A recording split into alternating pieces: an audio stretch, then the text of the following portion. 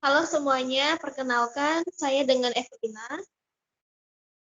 Saya dengan Adista Widianti. Saya Kiki Nadila. Dan saya Richard. Baik, pertama-tama kami akan presentasi tentang analisis pengaruh produk quality, competitive price, brand image, dan promotion terhadap purchase decision pada fast food KFC Batam Kota. Next.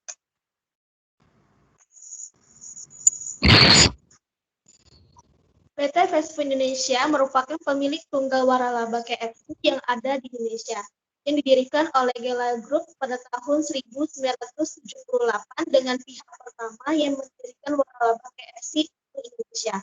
Perseroan pertama kali yang dilaksanakan pada tahun 1979 di kota besar seperti Surabaya, Jakarta, Medan, dan tempat lainnya yang tersebar termasuk yang ada di kota Batam sendiri. Salah satunya adalah KFC Baloi Cabang Kota yang berhasil beroperasi di Kota Batam pada tahun 1991. Dengan begitu, untuk menghadapi persaingan yang tinggi memerlukan keunggulan bersaing.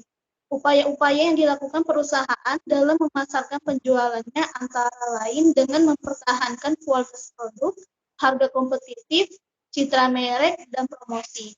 Dalam menerapkannya, KFC Cabang Baloi Kota Batam menerapkan 4 konsep pelayanan yang menjadi nilai tambah, yaitu senyum, ramah, cepat, dan akurat. Konsep itu berlaku untuk seluruh KFC. Hal ini mengapa perusahaan fast food KFC mempunyai pegangan yang kuat dalam menarik atau memikat hati para konsumen yang berkunjung dalam melakukan pembelian. Jadi bukan hanya sekedar kualitas produk saja, namun citra merek, harga, dan promosi juga sangat berpengaruh terhadap keputusan pembelian. Dengan ini, citra merek pada KFC sudah dikenal luas dan lama oleh kalangan masyarakat. Dengan diperkuatnya bahwa KFC telah menjadi top brand indeks fase 2 of restoran fast food. Data pada tabel di samping. Dapat diketahui pada tabel bahwa KFC berada di posisi pertama pada tahun 2020 dengan presentasi sebesar 26,4%, dilanjutkan dengan McDonald dengan presentasi 22,8%, lalu Hoka Bento dengan presentase 6,6%, dan ANW dengan presentase 5,9%, dari Cheese dengan presentase 4,9%. Dari data yang terlihat bahwa KFC masih menguasai pangsa pasar makanan siap saji di Indonesia. Ini membuktikan bahwa KFC menguasai pangsa pasar makanan siap saji di Indonesia dan memang sudah dikenal baik oleh konsumen dibandingkan dengan fast food yang lainnya.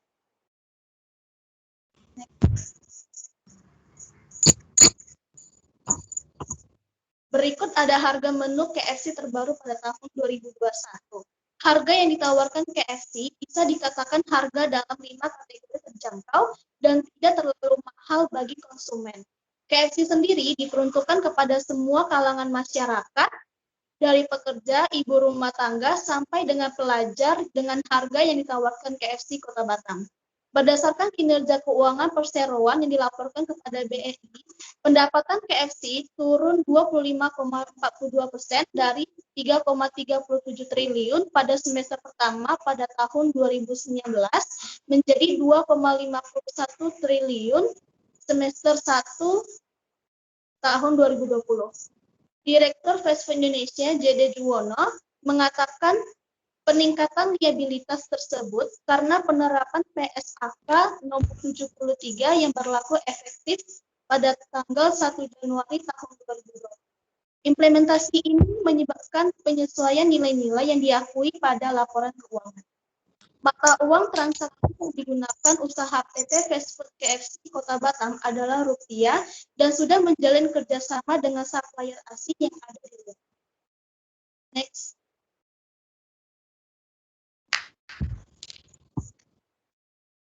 Hubungan antar variabel. Hubungan produk quality terhadap purchase decision. Penelitian oleh Sentosa pada tahun 2019 menunjukkan bahwa suatu perusahaan makanan harus bisa menjaga kualitas makanan yang disajikan untuk dapat berada pada tingkat penerimaan pelanggan. Selain itu, konsistensi mutu juga penting dijaga tanpa mengubah mutu pangan. Kualitas merupakan hal yang paling mendasar terkait dengan kepuasan pelanggan. Hal itu menunjukkan bahwa kualitas makanan berpengaruh signifikan terhadap keputusan pembelian. Berdasarkan penelitian yang dilakukan oleh Mona Lisa pada tahun 2015, juga menunjukkan bahwa kualitas suatu produk yang dianggap baik oleh konsumen dapat menciptakan keputusan pembelian. Keputusan pembelian dibuat ketika konsumen memilih produk yang tepat untuk memenuhi kebutuhan mereka. Menurut Wang pada tahun 2019, mempunyai hasil penelitian bahwa kualitas produk berpengaruh signifikan terhadap keputusan pembelian dan juga memengaruhi kemungkinan pembelian secara positif. Kualitas produk yang ditawarkan perusahaan merupakan strategi yang tepat untuk menarik perhatian pelanggan. Hal tersebut didukung oleh penelitian yang dilakukan oleh Anwar pada tahun 2015 yang menunjukkan bahwa kualitas produk mempengaruhi keputusan pembelian. Begitu juga dengan penelitian dilakukan oleh Lokman pada tahun 2014 bahwa produk yang memiliki kualitas tinggi dan cita rasa yang lezat dengan ketampilan yang menarik mempengaruhi keputusan pembelian secara signifikan karena telah menarik perhatian konsumen untuk membeli. Next.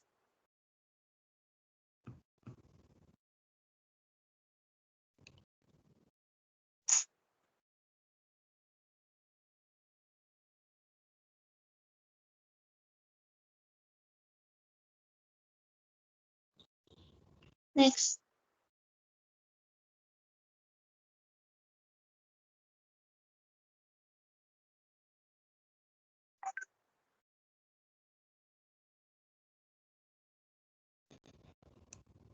Baik, yang kedua, hubungan competitive price terhadap purchase decision.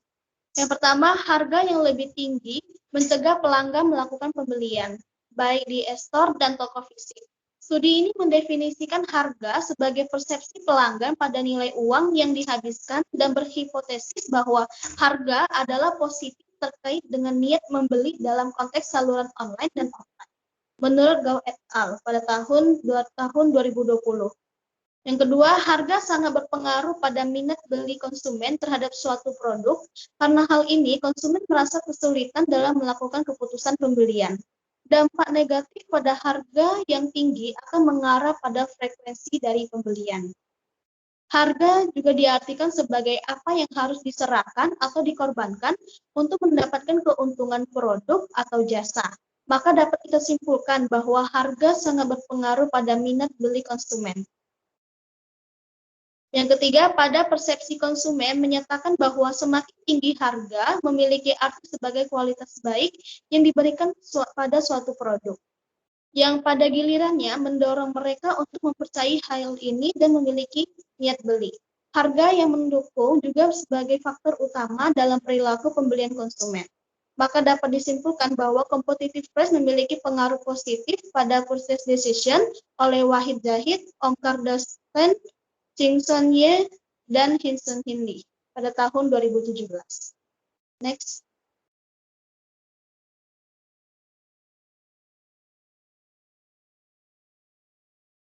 Yang ketiga, pengaruh brand image terhadap purchase decision. Brand image ataupun citra merek adalah suatu persepsi konsumen terhadap suatu merek yang merupakan suatu memori atau ingatan konsumen dengan merek. Citra merek atau brand image sendiri terdiri dari 3 indikator, yaitu terdiri dari citra perusahaan, citra toko, dan citra produk. Pada tahun 2017, menurut Habzi Ali, citra merek merupakan suatu konsep yang dibuat oleh konsumen untuk suatu alasan subjektif dan bersifat pribadi. Merek memiliki 3 dimensi, yaitu pembuat gambar, menyimpan gambar, dan gambar produk. Hal itu disebutkan berdasarkan penelitian yang dilakukan oleh Habzi Ali pada tahun 2017. Berdasarkan penelitian dilakukan oleh Keller atau tahun 2012, dapat disimpulkan bahwa citra merek yang cukup baik bisa memungkinkan pemasar untuk lebih menekankan dalam pembuatan citra merek. Dari hal tersebut, dapat diketahui bahwa citra merek jauh lebih penting dibandingkan dengan produknya. Ketika citra merek sudah terbangun, maka perbedaan produk dari satu merek dengan yang lainnya pun terlihat. Dengan begitu, pelanggan pun juga dapat mengetahui kelebihan dan keuntungan dari produknya dan dapat memutuskan untuk membeli. menurut Reza Pradana pada tahun 2016. Yang ketiga, dari hal itu dapat disimpulkan bahwa brand image atau citra merek berpengaruh positif dan signifikan terhadap keputusan pembelian. Artinya, jika semakin tinggi citra merek yang dimiliki suatu perusahaan dari sisi citra perusahaan, citra toko, dan citra produknya yang membentuk suatu brand image yang tinggi, maka hal tersebut mempengaruhi semakin tinggi juga keputusan pembeli yang berkelanjutan.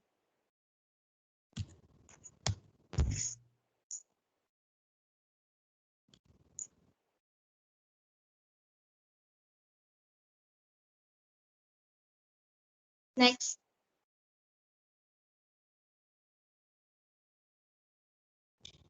Yang keempat, pengaruh promotion terhadap purchase decision. Berdasarkan penelitian dilakukan oleh Baruna Hadi Brata pada tahun 2017, promosi merupakan suatu faktor yang memiliki nilai korelasi yang tinggi dan kuat terhadap keputusan pembelian. Promosi sendiri memiliki 4 dimensi, yaitu periklanan, promosi penjualan, penjualan pribadi, dan yang terakhir adalah hubungan masyarakat yang memiliki korelasi yang tinggi. Menggambarkan bahwa promosi merupakan suatu bagian dari pengenalan produk yang dimiliki supaya bisa menarik perhatian para pelanggan untuk membeli produk yang dihasilkan oleh perusahaan tersebut. Dengan melakukan promosi yang benar, maka informasi yang dihasilkan oleh perusahaan tersebut, dengan melakukan promosi yang benar, maka informasi yang ingin disampaikan dari pihak pengiklanan akan memberikan informasi yang memperkuat kesadaran pelanggan terhadap produk atau jasa yang dipasarkan. Hal tersebut meningkatkan permintaan dan dapat meningkatkan keputusan pembelian pelanggan. Oleh Hadi Brata tahun 2017. Dalam penelitian dilakukan oleh Diego Juliando pada tahun 2019, promosi merupakan suatu hubungan perusahaan dengan sistem komunikasi yang dilakukan untuk memperkenalkan keunggulan dari produk atau jasa yang dihasilkan, untuk meningkatkan jumlah pembeli atau meningkatkan keputusan pembelian terhadap produk ataupun jasa yang dihasilkan. Dari pernyataan di atas, maka dapat disimpulkan bahwa promotion ataupun promosi berpengaruh positif dan signifikan terhadap keputusan pembelian ataupun purchase decision. Maka dari itu dapat diartikan, jika promosi yang dilakukan oleh pihak perusahaan semakin meningkat, maka hal itu juga menunjukkan peningkatan dari tingkat pembeli ataupun semakin tinggi pula keputusan pembelian terhadap produk ataupun jasa yang dihasilkan. Yang selanjutnya adalah model penelitian kami. Di sini ada 4 variabel independen dan satu variabel dependen. Independen yang pertama adalah product quality, competitive price, brand image, dan promotion. Dan variabel dependennya adalah purchase decision. Selanjutnya.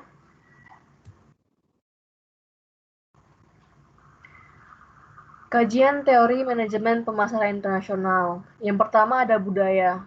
Budaya itu dapat didefinisikan sebagai program kolektif dari pikiran yang membedakan anggota satu kelompok atau kategori dari kelompok atau kategori lain. Seorang psikolog sosial di University of Michigan mendeskripsikan budaya sebagai apa yang sudah pasti, cara yang benar untuk menjadi, melakukan, dan merasakan. Kehidupan manusia tertanam dalam budaya seseorang. Budaya manusia juga memberikan solusi kerja yang dapat diterima untuk 3 masalah dasar, yaitu mempertahankan kelompok dari waktu ke waktu, mengatur hubungan, dan memfasilitasi kesejahteraan individu. Dalam budaya ada 7 elemen yang paling penting bagi pemasaran internasional. Yang pertama adalah kehidupan material.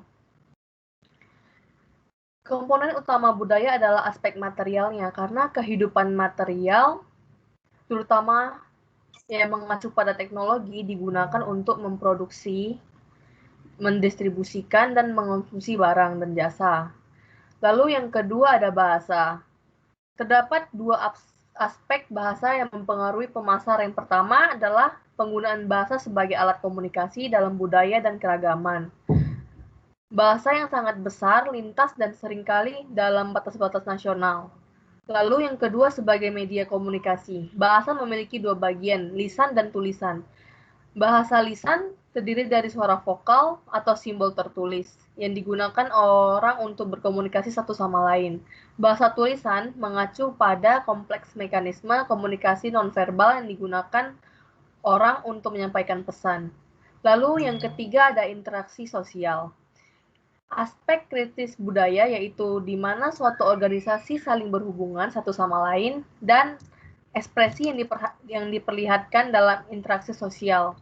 Itu adalah konsep kekerabatan. Hal ini dikenal dengan variasi antar organisasi bermasyarakat.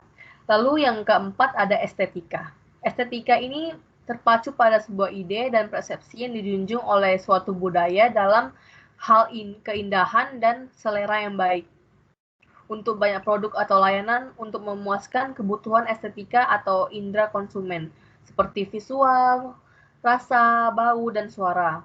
Lalu yang kelima ada agama, yaitu melibatkan rasa kepercayaan supernatural organisasi suatu kelompok. Lalu ada yang keenam pendidikan. Pendidikan merupakan salah satu wahana penyalur ilmu dan budaya mulai dari satu generasi ke generasi berikutnya. Lalu yang terakhir, yang ketujuh adalah nilai-nilai, yaitu semua nilai budaya terbentuk akibat pengaruh norma dan standar setiap individu. Norma-norma tersebut juga sangat mengikat peran dan berpengaruh terhadap objek dalam berperilaku. Next, yang ke teori selanjutnya ada teori politik dan hukum. Pemerintahan mempengaruhi hampir setiap aspek kehidupan bisnis di suatu negara. Politik nasional mempengaruhi lingkungan bisnis secara langsung melalui perubahan kebijakan, regulasi, dan hukum. Dan pemerintahan di setiap negara menentukan industri mana yang akan menjadi perlindungan di negara tersebut dan mana yang akan menghadapi persaingan terbuka. Selanjutnya ada strategi marketing global. Strategi global adalah menyusun keunggulan kompetitif yang timbul dari lokasi, ekonomi skala dunia, atau distribusi merek global, yaitu dengan membangun kehadiran global, mempertahankan dominasi domestik, dan mengatasi fragmentasi negara demi negara. Karena kesulitan yang melekat, pengembangan strategi global menghadirkan salah satu tantangan yang terberat. Perusahaan yang beroperasi dalam skala global perlu mengintegrasikan strategi global mereka, berbeda dengan pendekatan multinasional dan multi domestik sebelumnya. Next. Dan oleh karena itu ada masalah strategi global yang melalui 5 konseptualisasi. Yang pertama, industri global. Industri global didefinisikan sebagai industri di mana posisi kompetitif perusahaan di satu negara dipengaruhi oleh posisi di negara lain, dan sebaliknya. Oleh karena itu, kita berbincang tentang bukan hanya kumpulan industri dalam negeri, tetapi juga serangkaian industri dalam negeri yang saling terkait di mana para pesaing bersaing satu sama lain secara benar-benar mendunia. Lalu yang kedua ada struktur organisasi kompetitif. Struktur organisasi kompetitif adalah konseptualisasi kedua yang berguna dalam memahami sifat strategi global. Ini mengidentifikasikan faktor struktural utama yang menentukan kekuatan-kekuatan kompetitif dalam suatu industri. Dan akibatnya, profitabilitas industri persaingan tidak terbatas pada perusahaan di industri yang sama. Lalu yang ketiga, keunggulan kompetitif. Keunggulan kompetitif itu adalah konseptualisasi yang ketiga yang digunakan dalam mengembangkan dan memahami strategi dalam skala global. Karena perusahaan itu dapat mengadopsi strategi yang berbeda untuk keunggulan kompetitif yang berbeda. Lalu yang keempat, hiperkompetisi, yaitu konseptualisasi yang keempat mengacu pada fakta bahwa semua perusahaan dihadapkan pada bentuk persaingan agresif yang lebih ketat daripada persaingan oligopolistik dan monopolistik. Tetapi bukan persaingan sempurna di mana perusahaan bersikap atomistik dan tidak dapat mempengaruhi pasar sama sekali. Hiperkompetisi menyebar tidak hanya di industri teknologi tinggi yang bergerak cepat seperti komputer dan industri deregulasi seperti maskapai penerbangan, tetapi juga di industri yang secara tradisional dianggap lebih tenang seperti makanan olahan. Lalu yang kelima dari strategi global ini adalah saling ketergantungan terhadap perusahaan modern, interdependency, saling ketergantungan, di mana penelitian terbaru menunjukkan bahwa jumlah teknologi yang digunakan dalam berbagai produk di berbagai industri sedang meningkat sehingga menimbulkan saling ketergantungan antara satu perusahaan dengan perusahaan lain dalam memenuhi kebutuhan untuk memproduksi suatu barang. Next, ada strategi memasuki pasar global. Yang pertama itu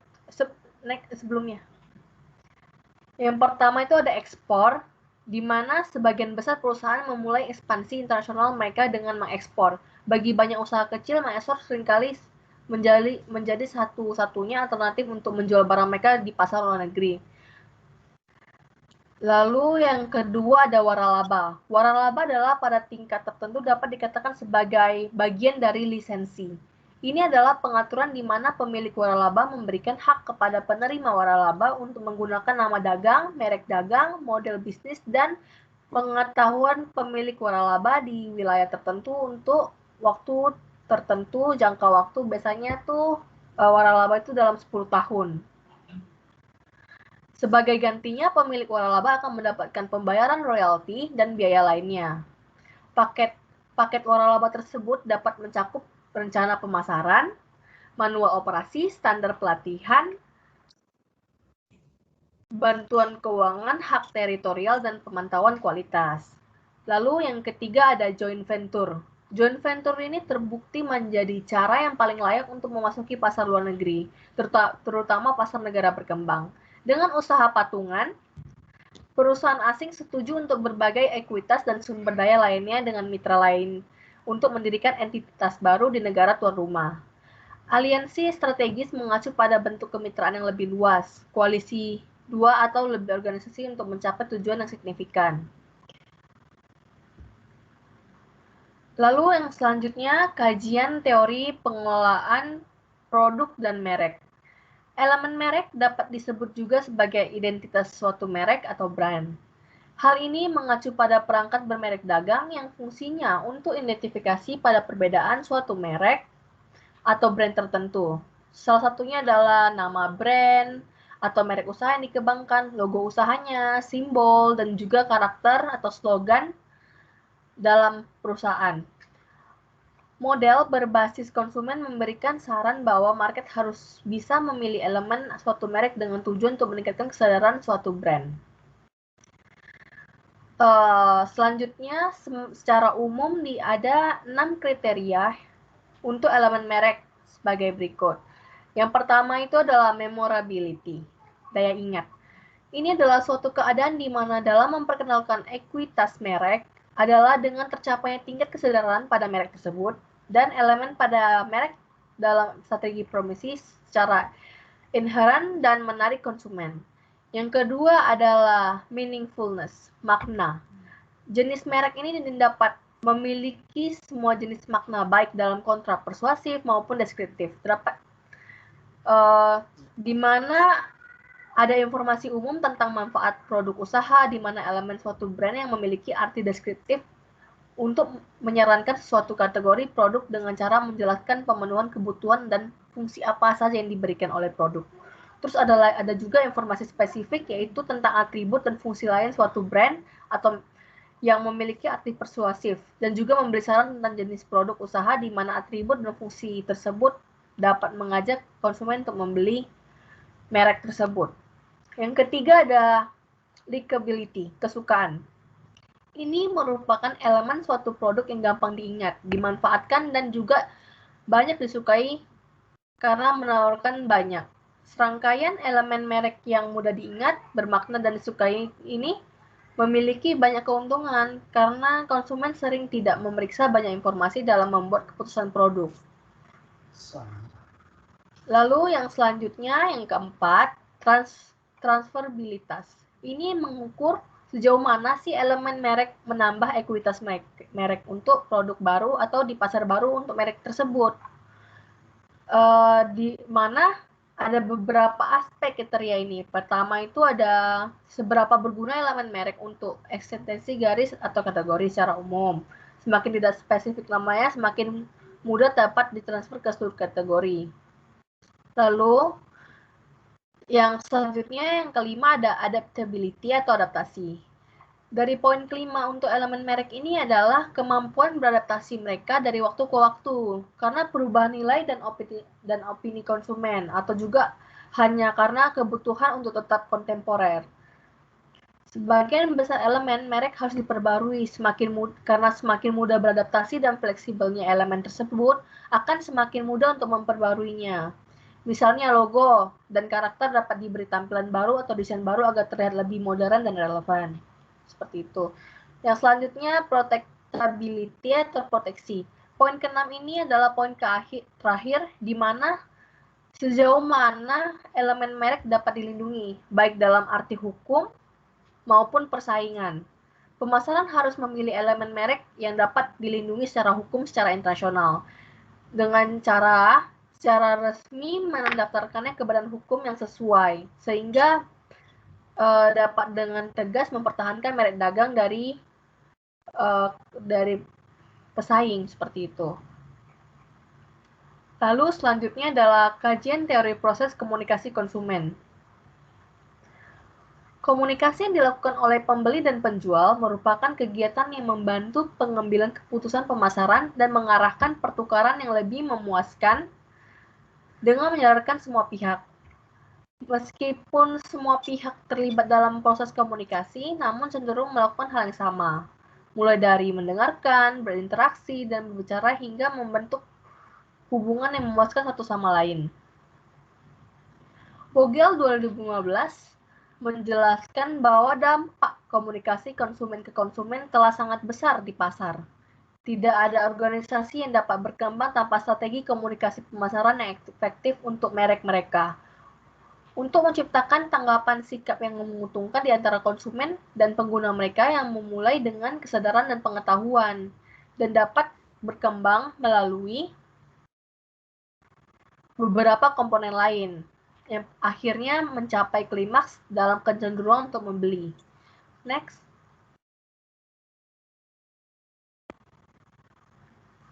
Nah, untuk mencapai kecenderungan dan untuk membeli. Lalu yang selanjutnya dari Dwi Vedi dan McDonald's 2018 mengkonseptualisasikan evaluasi konsumen atas komunikasi pemasaran merek sebagai konstruksi holistik, di mana ini mewakili penilaian konsumen pemasaran merek yang disimpan dalam memori. Karena dengan menggabungkan evaluasi konsumen dari 4 bentuk komunikasi yaitu periklanan, sponsorship, media sosial, dan CSR sebagai dimensi komunikasi pemasaran merek. Selanjutnya, Danes and Koch 2015 menemukan bahwa dalam proses komunikasi, informasi yang disampaikan sering tidak diterima dengan benar. Hal ini mengakibatkan adanya perbedaan persepsi di antara sumber dan juga penerima. Gangguan ini sering disebut dengan perbisikan. Perbisikan terjadi karena adanya kesalahan dalam materi informasi yang disampaikan ataupun penempatan media yang kurang tepat. Lalu, Karjatuolo et al. 2015 menemukan bahwa peluang terbesar yang diidentifikasikan dalam menggunakan media sosial adalah operasi bisnis dan ditangani lebih efektif karena komunikasi dengan pelanggan menjadi lebih cepat dan lebih mudah dilacak. Perusahaan dapat menghemat waktu dan sumber daya karena mereka dapat memindahkan komunikasi ke forum yang dihosting seperti extranet, internet, siaran web, dan saluran umpan balik langsung dan forum diskusi. Selanjutnya bab 3. Dalam penelitian ini, objek kajian yang akan diteliti oleh peneliti adalah masyarakat Kota Batam. Itu adalah sebagai populasi dari penelitian kami.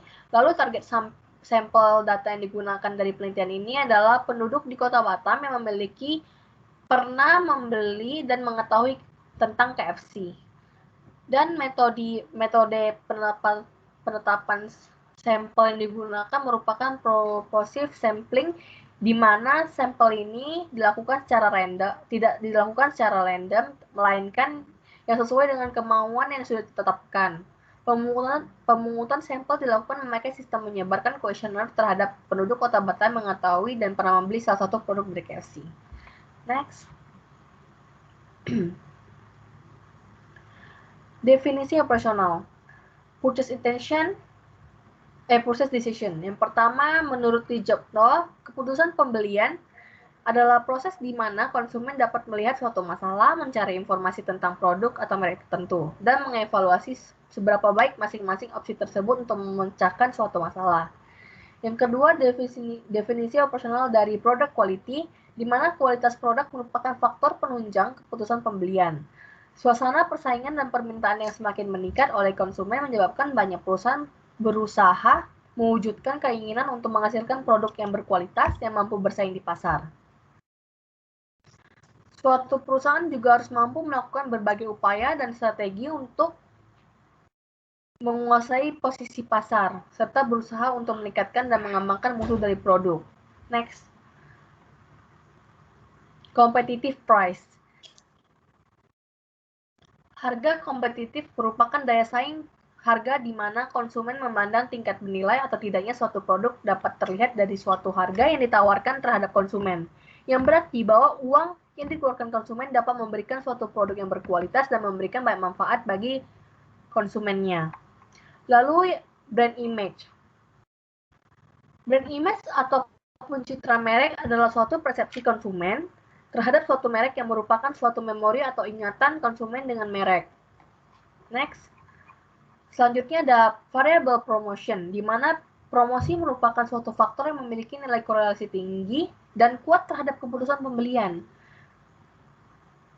Di mana promosi ini adalah hubungan perusahaan dengan sistem komunikasi yang dilakukan untuk memperkenalkan keunggulan dari produk atau jasa yang dihasilkan, untuk meningkatkan jumlah pembelian dan meningkatkan keputusan pembelian terhadap produk ataupun jasa yang dihasilkan. Selanjutnya, metode analisa data.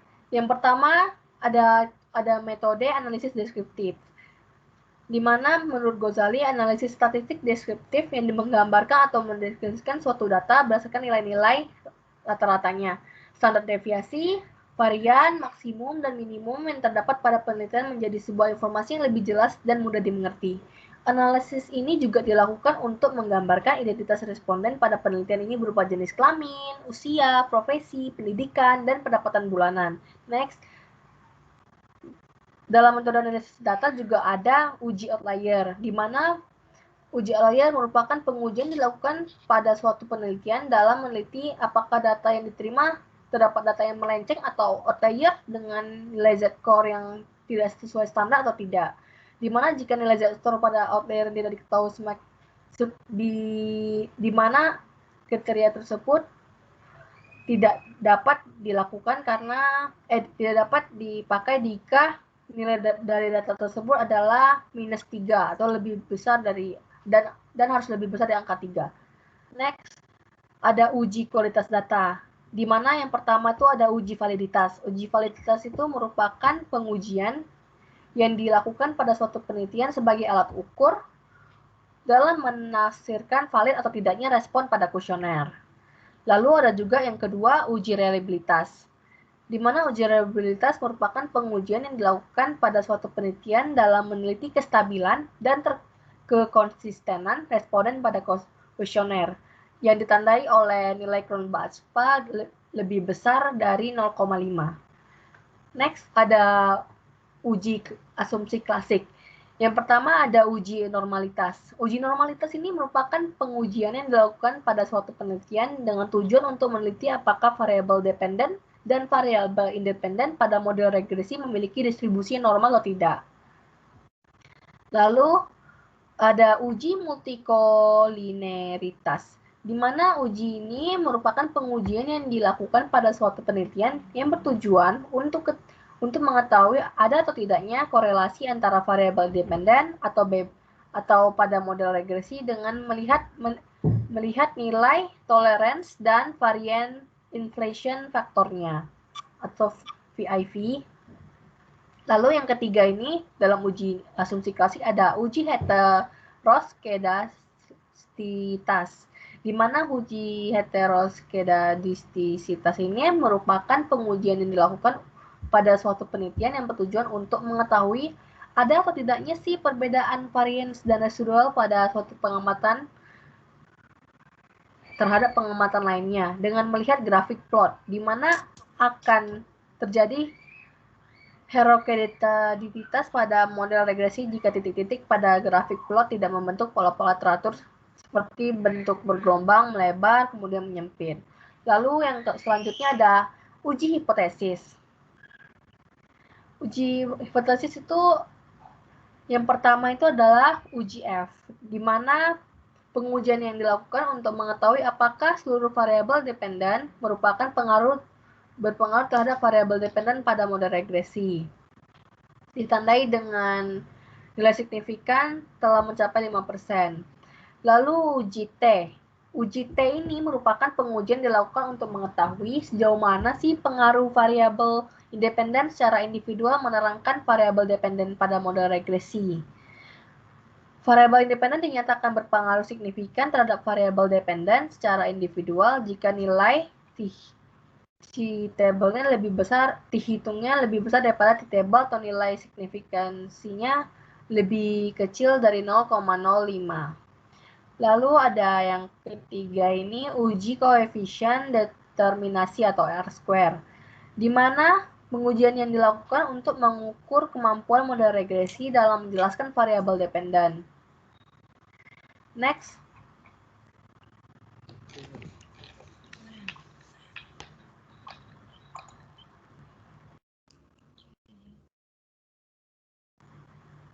Selanjutnya akan dijelaskan oleh kelompok saya yang lain.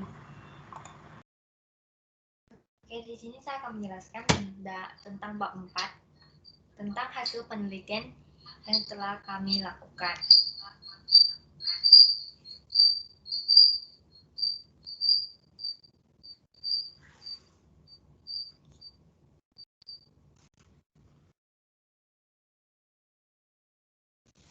Di mana penelitian kami ini telah kami bagikan kuesioner melalui Google Form kepada responden secara langsung. Dan di sini ada tabel jenis kelamin.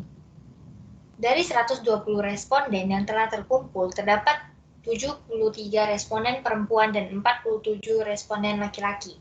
Hal ini menunjukkan bahwa objek penelitian yang diteliti memiliki partisipasi yang lebih banyak dari responden yang berjenis kelamin perempuan.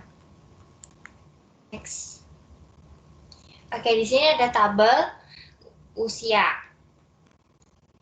Nah, dari tabel usia ini, 120 responden yang telah terkumpul, terdapat 14 responden yang berusia di bawah 19 tahun dan 64 responden yang berumur 20 sampai 29 tahun dan 17 responden yang memiliki rentan umur 30 sampai 39 tahun, 21 responden yang memiliki rentan usia 40 sampai 49 tahun dan 3 responden yang berusia di atas 50 tahun.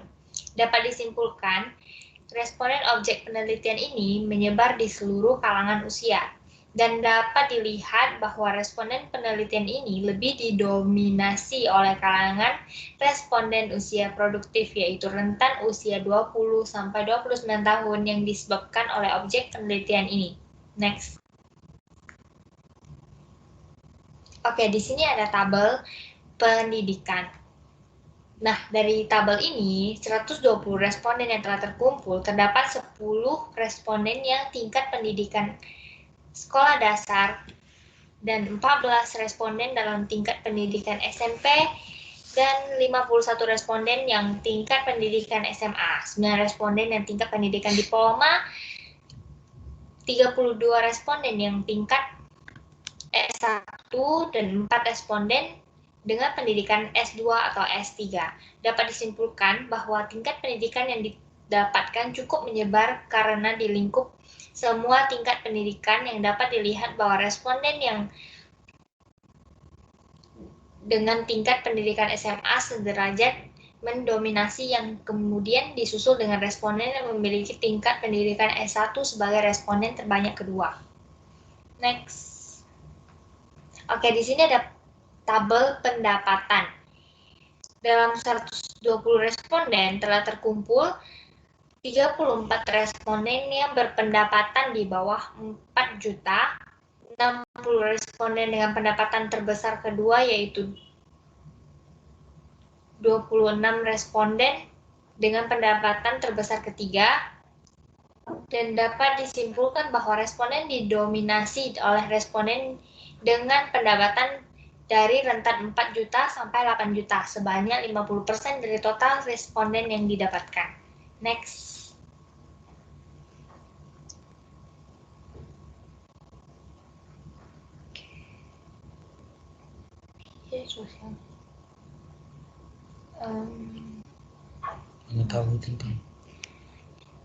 Oke, di sini ada deskriptif statistik.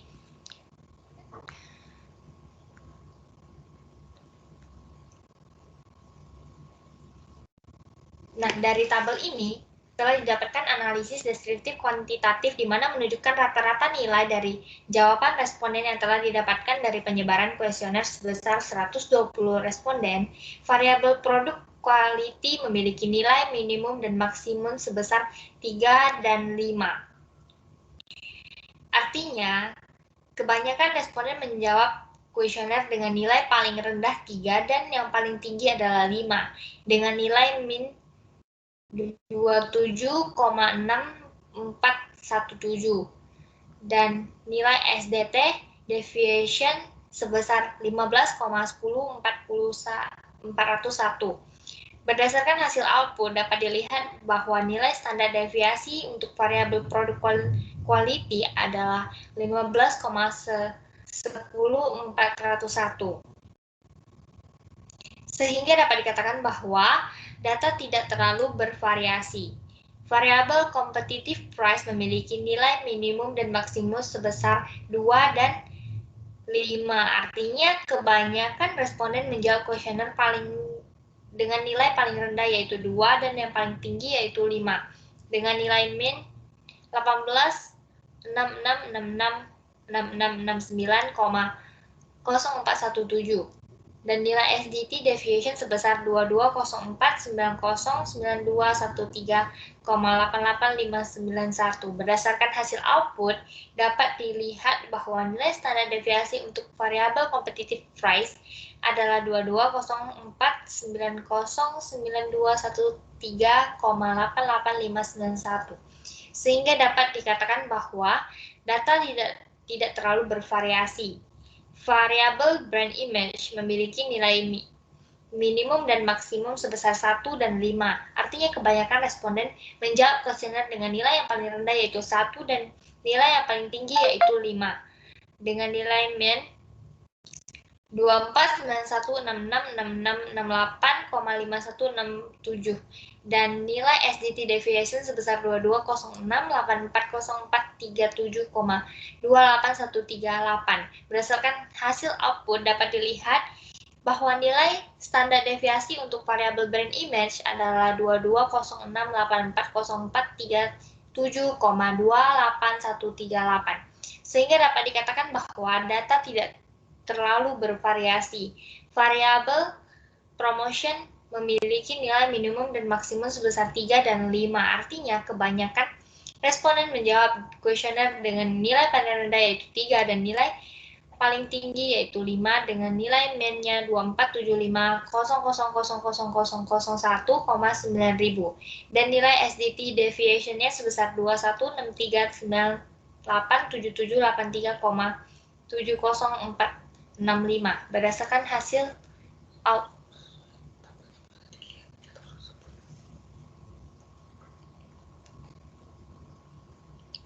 Nah, berdasarkan variabel purchase decision bisa kita lihat sendiri dalam tabel tersebut nilai responden yang paling rendah yaitu 3 dan nilai yang paling tinggi yaitu 5.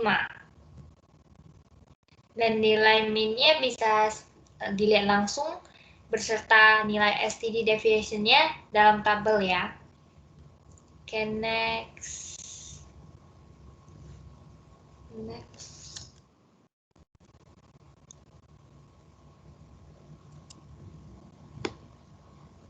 Oke, di sini ada uji validitas.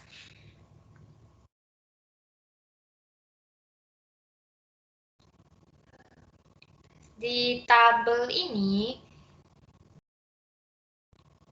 nilai loading faktor dari hasil uji validitas konstruk hampir semuanya melebihi angka 0,6 kecuali pada item pertanyaan purchase decision 3. Sehingga dapat disimpulkan bahwa seluruh pertanyaan dan kuesioner yang telah disebarkan telah valid kecuali pada item pertanyaan purchase decision 4 yang dinyatakan tidak valid dikarenakan nilai loading faktor di bawah 0,6 sehingga tidak dapat diikutkan pada analisis selanjutnya. Next. Oke, di sini ada tabel uji reliabilitas. Bisa kita lihat dalam tabel ini menunjukkan bahwa semua variabel memiliki nilai converge alpha di atas 0,6 kecuali variabel purchase decision yang memiliki nilai converge alpha sebesar 0,348. Sehingga dapat disimpulkan bahwa responden belum menjawab pertanyaan kuesioner secara konsisten dengan pada pertanyaan purchase decision di mana responden dianggap konsisten dikarenakan nilai converge alpha di atas 0,6 sehingga variabel purchase decision dinyatakan tidak reliable, yang lainnya reliable. Next. Di sini ada uji outlier. Nah, dalam tabel ini bisa kita lihat bahwa terdapat beberapa data yang menyimpang dari rata-rata yang pada umumnya yaitu responden 62, 67, dan 69 dikarenakan keenam responden tersebut memiliki nilai Z-score lebih dari 3 atau kurang dari -3. Sehingga data ini disebut outlier yang tidak dapat diikutsertakan pada analisis berikutnya.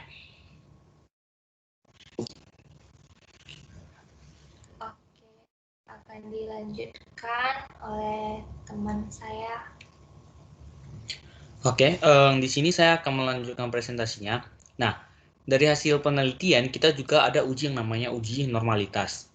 Yang pertama, uji normalitas ini pada analisis regresi linear artinya bahwa residual model regresi harus menyebar secara normal.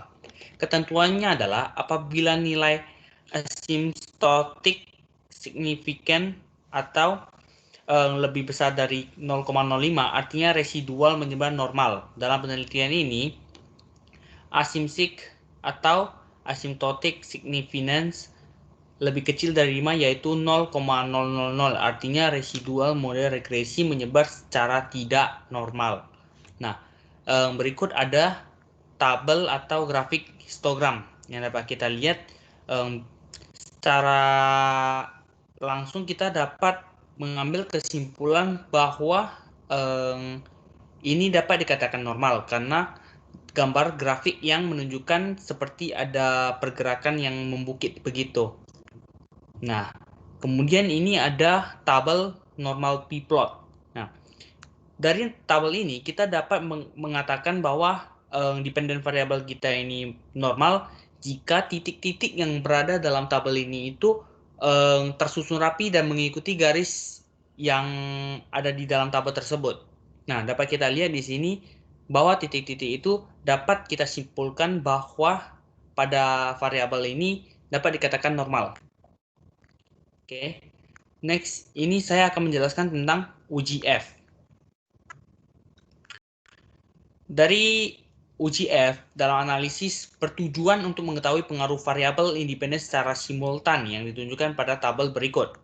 Nah, hasil uji ANOVA atau uji F pada tabel 4.16 bertujuan untuk memahami pengaruh dari variabel independen secara simultan apabila nilai sig lebih besar dari 0,05, dependen secara simultan tidak berpengaruh secara signifikan terhadap dependen. Jika nilai sig lebih kecil dari 0,05, artinya dapat berpengaruh signifikan terhadap variabel dependen. Dari tabel di atas, ini menampilkan tingkat sebesar 0,000, yaitu sig yang kurang dari 0,05. Jadi, dapat disimpulkan produk quality, competitive price, brand image, dan promotion berpengaruh signifikan terhadap purchase decision. Oke. Next, ini saya akan menjelaskan tentang hasil uji T. Uji T digunakan untuk mengetahui pengaruh masing-masing variabel independen secara parsial yang ditunjukkan pada tabel berikut. Nah, dapat kita simpulkan dari sini bahwa hipotesis yang pertama pada tabel ini, hasil uji T yang menyatakan bahwa variabel produk quality kepada purchase decision berpengaruh signifikan karena nilai signifikan di bawah angka 0,05 yaitu sebesar 0,000. Hal ini disebabkan oleh pelanggan karena mereka cenderung memilih produk atau layanan yang memiliki kualitas produk yang bagus. Dan dengan kata lain, semakin tinggi produk quality suatu produk, semakin besar kemungkinan bahwa pelanggan akan berkeputusan untuk membeli produk tersebut. Jadi uji T ini konsisten dengan penelitian. Nah, kemudian yang kedua adalah hipotesis 2. Nah, dari hasil uji di atas, dapat dinyatakan bahwa variabel competitive price kepada purchase decision berpengaruh signifikan. Mengapa? Karena angka signifikan berada di bawah angka 0,05 yaitu sebesar 0,014. Hal ini disebabkan oleh pelanggan karena mereka cenderung memilih produk atau layanan yang memiliki harga yang dapat berkompetisi dengan baik. Dengan kata lain, semakin tinggi competitive price suatu produk, semakin besar juga kemungkinan bahwa pelanggan akan berkeputusan untuk membeli produk tersebut. Kemudian hipotesis yang ketiga, dari hasil uji T menyatakan bahwa variabel brand image kepada purchase decision berpengaruh tidak signifikan karena nilai signifikan di bawah angka 0,05. Karena nilai signifikan tidak berada di bawah 0,05 dan nilai uji T tersebut yaitu hasilnya sebesar 0,083. Hal tersebut dikarenakan responden belum memiliki sikap yang positif terhadap suatu merek yang akan mereka kunjungi, maka itu akan sangat mempengaruhi tujuan pembelian, kesediaannya untuk membeli suatu produk. Nah, kemudian hipotesis keempat, dari hasil uji T yang menyatakan bahwa variabel promotion kepada purchase decision berpengaruh juga tidak signifikan, dikarenakan juga dengan nilai signifikan yang berada di atas angka 0,05 yaitu di angka 0,602. Nah, kemudian selanjutnya saya akan menjelaskan tentang uji koefisien determinasi atau R-square. Nah, hasil uji ini menunjukkan angka yaitu sebesar 0,368 berarti sebesar 36,8%. Variabel purchase decision dapat dijelaskan produk quality, competitive price, brand image, dan promotion sebagai variabel independen, sedangkan 63,2% dijelaskan oleh variabel lainnya di luar model. Oke, next saya akan menjelaskan tentang analisis penerapan manajemen pemasaran internasional. Nah, dalam hal ini terdapat beberapa faktor. Yang pertama itu adalah faktor budaya. Dari faktor budaya ini merupakan salah satu faktor yang dapat mempengaruhi bisnis internasional. Dalam menjalani suatu bisnis internasional, sangat penting bagi pembisnis untuk memperhatikan budaya internasional yang berada di suatu negara. Karena setiap negara dan setiap tempat itu memiliki budaya, estetika, dan moral yang berbeda-beda. Jadi akan sangat berpengaruh terhadap bisnis tersebut. Hal tersebut sering terjadi pada iklan yang dibuat oleh pembisnis. Contohnya, suatu perusahaan yang menjual produk pakaian yang diiklankan dalam bentuk video yang terdapat seorang pria ataupun wanita dengan berpakaian yang mungkin kurang layak jika berada dalam negara Indonesia. Nah, namun hal tersebut tidaklah bekerja di negara Asia terutama di Indonesia karena dianggap tidak senonoh ataupun iklan yang dianggap tidak pantas ditayangkan. Dalam hal ini, KFC sangat memperhatikan faktor budaya di mana KFC selalu menyesuaikan pada budaya yang ada dalam suatu negara seperti iklan yang ditayangkan oleh KFC ataupun menu yang terdapat pada KFC telah disesuaikan dengan budaya yang berada di negara tersebut. Hal tersebutlah yang membuat KFC dapat menyebar ke berbagai negara. Nah, kemudian yang kedua adalah faktor hukum. Faktor hukum merupakan salah satu faktor yang sangat mempengaruhi bisnis internasional. Seperti yang kita ketahui bahwa setiap negara pastinya memiliki hukum yang berbeda-beda. Sehingga setiap ketentuan dan legalitas yang berlaku di setiap negara juga pastinya berbeda dari negara kita. Sehingga para pembisnis yang sudah internasional harus mengetahui hukum-hukum yang berlaku pada setiap negara yang dimasukinya sehingga tidak terjadi hal yang dapat berdampak buruk bagi perusahaan. Dalam hal ini, KFC juga pastinya telah mencari tahu dan mempelajari setiap hukum-hukum yang berlaku di setiap negara yang dimasukinya sehingga KFC dapat memasuki negara-negara tersebut dan menjalani bisnis secara legal dan tidak melanggar hukum-hukum yang berada di negara tersebut. Oke, kemudian saya akan membahas tentang strategi pemasaran global. Faktor strategi pemasaran global sangat berpengaruh terhadap perusahaan yang ingin memasuki pasar global. Dalam proses memasuki pasar global, pastinya perusahaan harus mempunyai strategi di mana agar proses bisnis yang dapat berjalan dengan lancar dan dapat mencapai target yang diinginkan. Strategi yang kurang tepat ataupun tidak baik dapat memberikan hasil yang pastinya tidak baik terhadap perusahaan dan yang sudah pastinya perusahaan tidak dapat mencapai target yang diinginkan dan juga dapat membuat perusahaan tidak berhasil masuk ke pasar global ataupun ataupun gagal memasuki pasar global tersebut. Oleh karena itu, strategi pemasaran global sangatlah penting bagi untuk suatu perusahaan dapat memasuki pasar global. Hal ini KFC memiliki global marketing strategi yang bagus, sehingga dapat membuat KFC menjadi begitu besar seperti sekarang ini. Dan pastinya bisa bersaing dengan para kompetitornya dan terus berkembang. Salah satu strategi yang digunakan oleh KFC agar bisa memasuki pasar global, yaitu yang dapat memasuki pasar global dan bersaing yaitu dengan penerapan sistem kerja yang cepat dan servis yang baik. KFC dikenal sebagai fast food yang juga memberikan servis yang sangat baik sekali. Kemudian juga KFC selalu meningkatkan citra mereknya sehingga selalu teringat oleh customer-nya dan juga berbagai strategi lainnya untuk membangun KFC menjadi lebih besar dalam pasar global sekarang ini. Oke. Next saya akan menjelaskan tentang strategi dalam memasuki pasar global. Nah, strategi yang biasanya digunakan oleh perusahaan-perusahaan besar yang sudah memasuki pasar global, yaitu terdiri atas 3 jenis, yaitu yang pertama itu adalah dengan strategi ekspor, yang kedua franchising atau waralaba, yang ketiga adalah joint venture.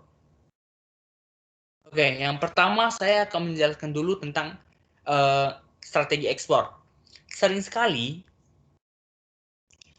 ekspor ini digunakan dengan cara seperti ini. Strategi pertama yang digunakan itu jika terdapat perusahaan yang memasuki pasar global dengan menggunakan cara mengekspor produknya dari luar negeri. Contohnya itu seperti perusahaan-perusahaan yang berada di negara Cina. Seringkali kita menemukan produk yang terdapat tulisan Made in China, sedangkan produknya dipasarkan di negara kita. Dan perusahaannya tidak terdapat di negara kita. Dengan proses eksporlah sehingga perusahaan yang terdapat di negara Cina itu dapat memasuki produknya ke negara kita. Nah, itu juga merupakan salah satu strategi dalam memasuki pasar global yang sering sekali dipakai di perusahaan-perusahaan yang ada di sekarang ini. Kemudian yang kedua, franchising atau waralaba. Dalam strategi ini merupakan sistem bisnis di mana perusahaan memperluas jaringan usahanya dengan menjual produknya dan memberikan hak waralaba kepada pembeli waralaba, sehingga pembeli waralaba dapat menjalani kegiatan bisnis dengan menggunakan nama, merek, dan pemilik waralaba. Contohnya yaitu seperti perusahaan KFC. Nah, KFC membesarkan sampai seperti sekarang ini. Sistem franchise ini merupakan strategi di mana KFC memberikan hak kepada pembeli franchise untuk menjual produk KFC dengan menggunakan sistem kerja dan nama serta logo merek dari KFC. Sehingga KFC pun dapat memasuki pasar global melalui franchiser yang berasal dari berbagai negara dan berbeda-beda. Kemudian yang ketiga yaitu joint venture. Strategi joint venture juga merupakan salah satu strategi yang sering kali kita temui pada perusahaan yang bergerak di pasar global.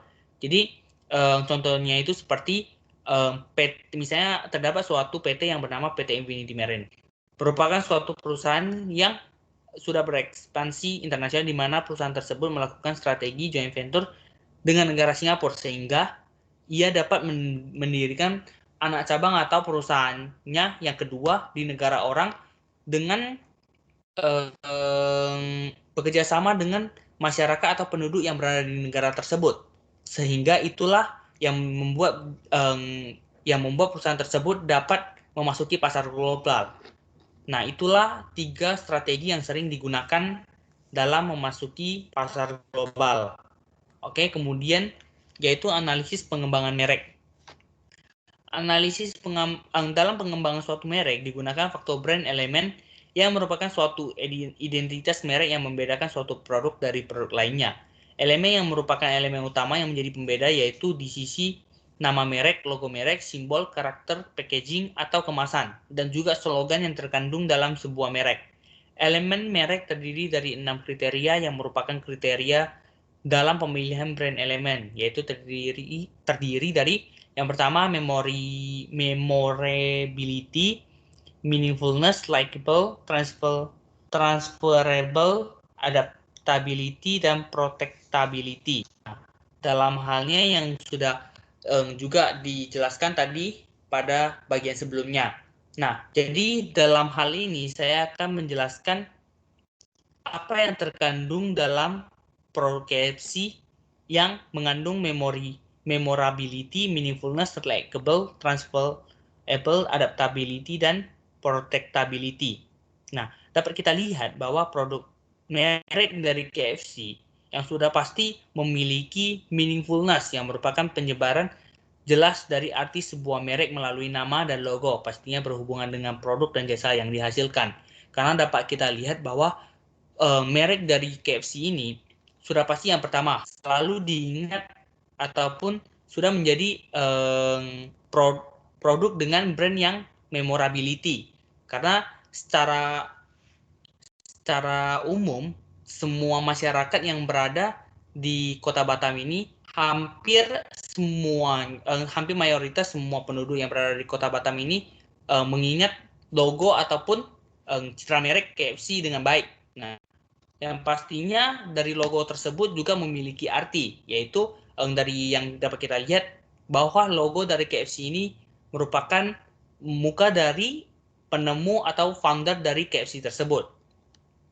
Kemudian yang terakhir ini saya akan menjelaskan tentang analisis komunikasi pemasaran. Nah, pada tahap pertama, KFC pertama kali dibuka di Utah pada tahun 1952 yang didirikan oleh Kolonel Harland Sanders yang merupakan owner yang menjalani usahanya dengan memberikan produk berupa ayam goreng dengan dibumbui 11 jenis rempah-rempah yang membuat ayam KFC mempunyai rasa yang begitu enak dan berbeda dengan produk ayam lainnya. KFC mempopulerkan ayam di industri makanan cepat saji dan menantang dominasi yang mapan dari hamburger. Nah, kemudian tahap keduanya, KFC selalu meningkatkan kualitasnya melalui produk maupun pelayanannya untuk dapat memperluaskan KFC dengan cepat dan tepat. KFC menerapkan sistem waralaba yang bermerek KFC dan logo yang terdapat gambar Kolonel Harlan yang merupakan founder dari KFC, yang menjadi karakter dari KFC sampai sekarang ini. Dari sistem waralaba tersebut, akhirnya pada tahun 1900 KFC memiliki cabang sebanyak 600 restoran yang sudah tersebar di berbagai negara. Nah, kemudian tahap ketiga, yaitu tahap terakhir, setelah berjalan sekian tahun dan memiliki lebih dari 600 cabang, KFC akhirnya Kolonel Harlan sudah terlalu tua untuk menjalani bisnis waralaba ini, akhirnya dijualkan ke sekelompok investor yang dipimpin oleh John Y. Brown, Jr. dan Jack C. Macy seharga $2 juta, yang kemudian KFC makin ditingkatkan dan terus diupdate hingga mencapai 3.000 cabang di 48 negara pada tahun 1970, dan pada tahun 1982 KFC berhasil mencapai 6.000 cabang yang tersebar di berbagai negara hingga saat ini. KFC sudah tersebar lebih dari 150 negara. Oke, next bab 5, kesimpulan dan saran akan dilanjutkan oleh anggota saya. Baik, selanjutnya kesimpulan. Berdasarkan hasil analisis dan pembahasan tentang analisis pengaruh produk quality, competitive price, brand image, dan promotion terhadap purchase decision pada PT Fast Food KFC di Kota Batam, penulis menyimpulkan bahwa adanya pengaruh produk quality, competitive price, brand image, dan promotion terhadap purchase decision pada Fast Food KFC di Kota Batam. Usaha makanan siap saji PT Fast Food Tbk KFC di Kota Batam telah menunjukkan di praktik kewirausahaan dengan lancar dan baik karena adanya rencana dan strategi usaha yang dilakukan dengan baik. Hal ini bisa dilihat dari adanya peningkatan jumlah konsumen dalam melakukan pembelian dari waktu ke waktu. Oleh karena itu, pemilik usaha terus ingin berkembang dengan berbagai inovasi dan kreativitasnya guna dalam memajukan bisnisnya ke depan. Yang kedua, sarannya, adapun saran dari kami untuk perusahaan fast food KFC adalah diharapkan adanya peningkatan dalam promosi usahanya, seperti menambahkan ads secara rutin di media sosial, selalu update di media sosial, dan bisa dalam memberikan brosur dalam melakukan promosi. Selain itu, keberhasilan yang telah diraih KFC dengan program musiknya tersebut harus dapat dipertahankan dan jangan sampai lengah seperti ketika di tahun 1990 sampai 1991 yang mengalami penurunan cukup drastis karena terlena dengan keberhasilan penjualan pada tahun sebelumnya. Oleh karena itu, perlu adanya suatu evaluasi dan kontrol program yang dilakukan secara periodik guna pelestarian program ini ataupun jasa yang dihasilkan. Dari pernyataan di atas, maka dapat disimpulkan bahwa promotion ataupun promosi berpengaruh positif dan signifikan terhadap keputusan pembelian ataupun purchase decision. Maka dari itu dapat diartikan jika promosi yang dilakukan oleh pihak perusahaan semakin meningkat, maka hal itu juga menunjukkan peningkatan dari tingkat pembeli ataupun semakin tinggi pula keputusan pembelian terhadap produk ataupun jasa yang dihasilkan. Next. Sekian presentasi dari kami, lebih kurang mohon maaf. Terima kasih.